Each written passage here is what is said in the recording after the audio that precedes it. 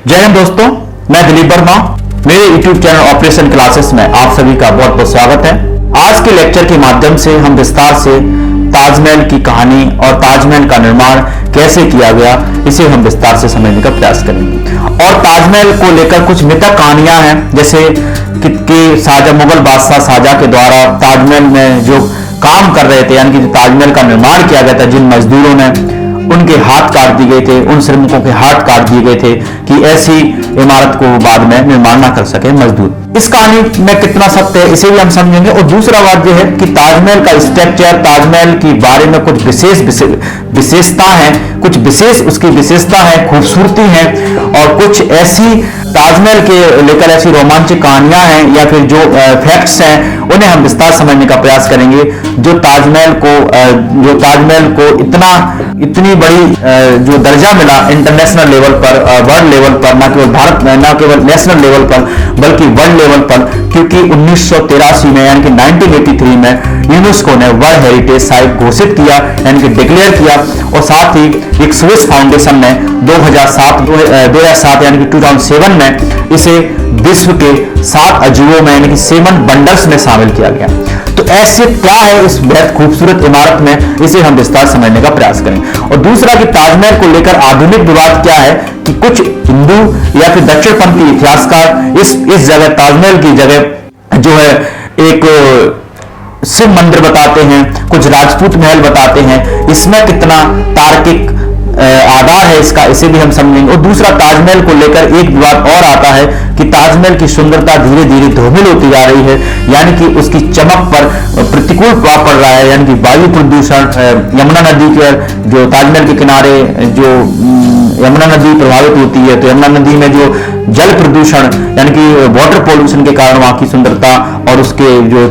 Foundation है यानी कि चबूतरे की वो है, यानी कि पत्थर है, यानी कि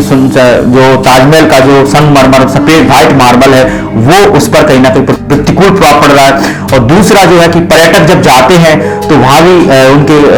उनके पसीने से और वहां पर जब बहुत सारे कचरा फैलाने से या फिर उनके कपड़ों में गंदगी से कहीं ना कहीं ताजमहल की सुंदरता पर प्रतिकूल प्रभाव पड़ता है। दूसरा भी कि मथुरा में रिफाइनरी लगने से, जो वायु प्रदूषण होने से, आगरा में बड़े स्तर पर वायु प्रदूषण होने से और सीएनजी गैस का प्रयोग वाहनों में किए जाने से इस तरह की ताजमहल की सुंदरता भी प्रभावित होती है, उस पर नकारात्मक प्रभाव पड़ता है, चमक धूमिल होती है, पत्थरों का ताजमहल का रंग पीला होता जा रहा है। इसका क्या रीजन है, क्या कारण है, इसे हम विस्तार समझने का प्रयास करेंगे। और उसको लेकर आर्कियोलॉजिकल सर्वे ऑफ इंडिया और भारत सरकार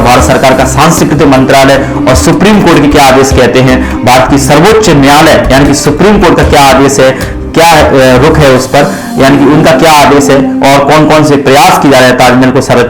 को संरक्षण देने के लिए, और ताजमहल का द्वितीय विश्व युद्ध के समय क्या दौर था, और ताजमहल को क्यों बनवाया गया, और इसे शाहजहां और बेगम मुमताज महल के बीच का जो कहानी है, यानी कि उनका अटूट प्रेम है, उसका प्रतीक है ताजमहल, और एक राजा रानी के बीच में जो प्रेम कहानी है, इसे हम विस्तार समझने का प्रयास करेंगे कि एक राजा रानी से यानी कि मुमताज महल से शाहजहां इतना प्रेम करते थे मुगल बादशाह कि उन्होंने उनकी मृत्यु के बाद, उनकी निधन के बाद जो है इतने शोक में डूब गए और उनकी याद में और उनकी मेमोरी में और एक इतनी बड़ी खूबसूरत इमारत बना दी कि दुनिया में ऐसी कोई इमारत नहीं।